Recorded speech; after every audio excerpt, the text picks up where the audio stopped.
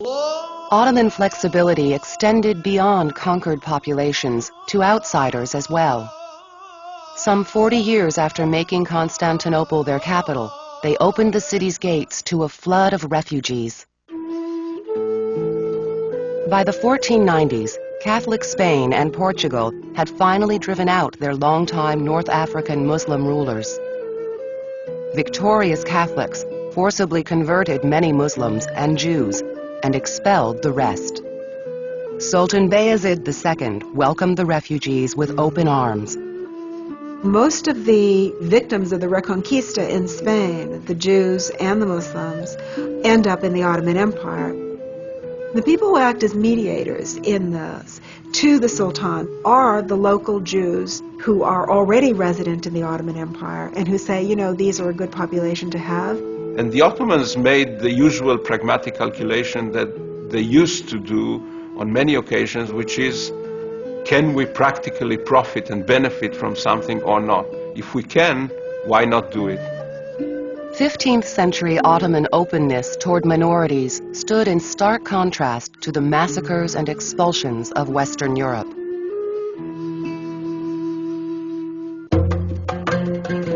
By the 16th century, the Ottomans absorbed a new population as they took over the Middle East, including the holy cities of Mecca and Medina.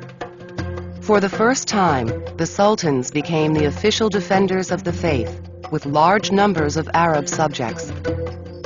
By the end of the century, under the reign of Suleiman the Magnificent, the Ottoman Empire reached its territorial apex, stretching from the gates of Vienna down through the Balkans, along the eastern Mediterranean, and across North Africa from Egypt to Algiers.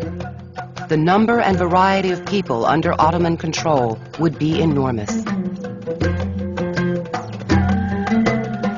The empire turned away from conquest of new lands to focus on governing what it had. And for many years it did a relatively good job, granting provinces a fair amount of autonomy as long as taxes rolled in, keeping peace within the empire, and allowing subjects to go about their lives. In 1600, the average Ottoman probably was living better than the average subject of a European state at the time. Longevity was probably greater, better access to sanitation facilities, better food, better security of life. Christians and Jews in the Ottoman Empire had their own institutions, had their own structures, schools, courts, and leadership. They were allowed to live in relatively independent fashion. And for the most part, you don't see Ottoman authorities coming to a particular, for example, Christian village and giving orders to these people. Christians and Jews paid a special tax. They followed rules about the clothes and colors they could wear, and they were barred from the military and government service unless they converted. By the 1600s, governments around the world fearfully deferred to the Ottomans. The empire's navy had fought in wars as far away as Indonesia, and it skillfully played one European power off against another. But no empire lasts forever.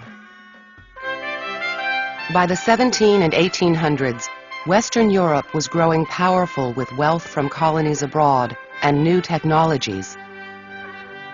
The Ottomans were literally losing ground in the Balkans, their military no longer the undefeated war machine of an earlier era. The Ottomans were very much aware of the fact that they were lagging behind, especially in the military realm. They were aware of the fact that, European armies were more and more powerful, every day. By the 19th century, Europe was also an economic threat. Cheap, mass-produced European goods drove Ottoman craftsmen out of work. Along with growing external challenges, the Ottomans faced an internal crisis: nationalism. Inspired by nationalist movements in Europe, groups who shared a language, culture, and ethnicity began to pledge loyalty to each other, not a distant sultan. Old understandings and relationships began to fray. Greeks, Serbs, Romanians, and Bulgarians proclaimed themselves separate nations. Major European states saw the empire's growing weakness and tasted blood. When one Balkan province after another took up arms, European powers egged them on. When a revolution occurs or a rebellion occurs, often it's not in fact the peasantry that is saying, oh, we just can't bear it anymore.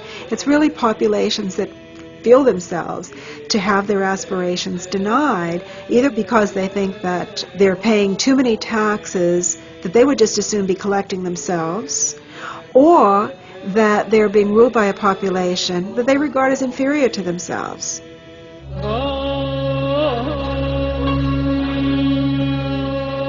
Suddenly unwelcome in the new breakaway states, Muslims began flooding into Constantinople and further south. Between 1783 and 1913, some 5 to 7 million Muslim refugees arrived in the ever-shrinking Ottoman Empire. Could the Ottomans do anything about this? They did. They tried to generate the sentiment of Ottomanism, the sense of identity that's based on being a citizen of the Ottoman Empire.